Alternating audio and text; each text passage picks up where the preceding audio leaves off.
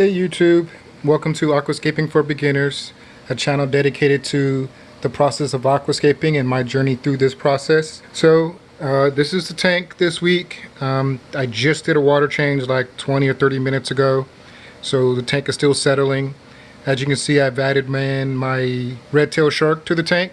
He's out of quarantine now. The other angelfish is starting to look better, but he's still looking like he needs to spend a little bit more time in the quarantine tank before I move him over back into this tank. So you'll probably notice I don't have my gold barbs in here because I didn't get them this week. The pet store that I was trying to get them from didn't get any barbs in this week, so I will get them next week. They said they should be in next week. They have made sure to order them, so they promised me that they will be coming in this week, so I will be hopefully getting some getting those gold barbs this week and letting them quarantine for a few days before I add them into the tank. So as always, let's go over some of the growth. You always know I like starting on this side of the tank.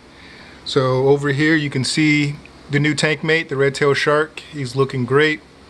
He is he's not as skittish as the old one I had. Like, he likes to be out more. He doesn't like to hide as much, so that's good. You can see the snail here. So over here we'll just check out some of the growth over here. Looking good, got some new growth going on, so happy about that. The sword here is doing pretty well. And now over to the middle section here. So all the anubias is looking good. The moss still there, it's not dying, it's not growing, it's not dying, so that's good. So here we can see how everything is doing. As you can see, the Java fern is doing very well. This one it hasn't grown anything. I think it's the way I have it on the piece of driftwood. Actually, there is something starting to grow on it. So let's see if I can see that. Yep, right there. You can kind of see it's out of focus, but it's starting to grow a little bit. So yay! So we're starting to get growth on that. So here's the middle of the tank. My red dwarf lily is doing really well. The one over here, you can see it's kind of starting to grow. So let's see if I can get a better angle on that. You can see it's kind of starting to grow. So hopefully next week, when I make my video next week, you'll be able to see it. So over here, as always, this is doing nice. I did have a piece fall off this week with the rhizome. It had 3 leaves on it. I've moved it over to the other tank. You'll see what I did with it once we go over there. So yay, this is starting to propagate quite nicely, so I'm happy about that. So just to let you know, I noticed that on Friday my angelfish had started laying eggs again, but woke up Saturday morning and they were gone. They were on this piece of jungle valve. So I don't know what's going on with that, but hey, it's cool that they're doing it. So we got the jungle valve here. You can see it's starting to do pretty nicely.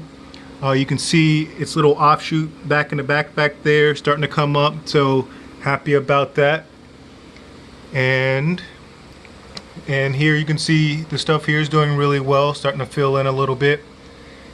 So happy about everything going on in this tank. So I did change the background light on the tank. It was blue, now it's red.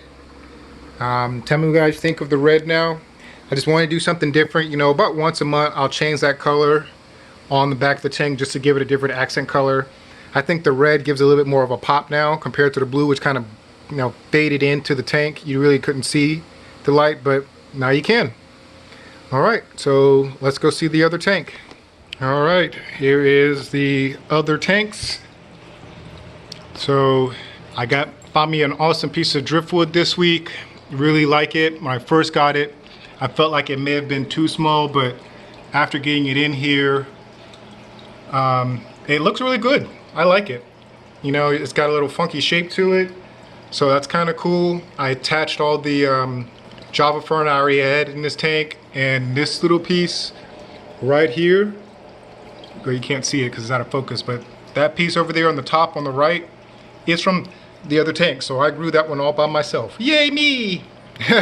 But anyway, here's the bottom tank. I did throw some fish food in there just to help the beneficial bacteria grow. I am doing an experiment on this tank. I'm using lava rocks like the ones here. I got them because it was a 5-pound, no, 10 or 15-pound bag for like $5. I wanted to try it out, see how well it works. If it works really well, it may be what I use from now on. I have the same lava rocks using as the biofilter, the biomass in this tank. So both of these tanks are running the lava rocks instead of the same setup I have on this tank and the 55-gallon. I am still using the AquaClear sponge on these tanks. I'm just using the lava rocks instead of the biomass, the AquaClear biomass. I just want to see how well it works. If it works well, I may just use that from now on. If it doesn't, well, you know, it is what it is. It, you know, it's just this is all an experiment. So what I plan to do with this tank, so I talked to my sponsor this week and they are shipping out plants to me next week.